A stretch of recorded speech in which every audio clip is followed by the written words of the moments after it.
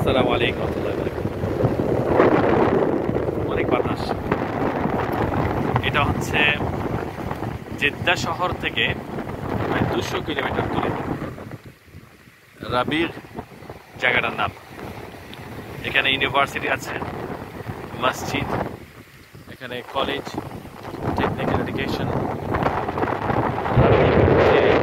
Oil সেটা কিন্তু এখানে।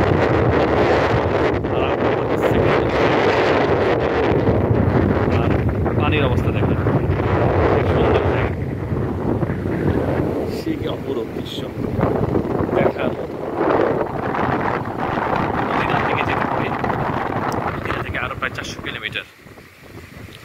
কিলোমিটার সাউথে, আর জেদ্দা থেকে 200 কিলোমিটার নর্থে ডাইরেক্ট। এই রোডটা এত সুন্দর জায়গা যেখানে হজরত মোহাম্মদ রাসূলুল্লাহ সাল্লাল্লাহু আলাইহি ওয়াসাল্লামের মা আমিন আর কবর এই পাশে আছে, আর মাত্র 30 মিনিট দূরে।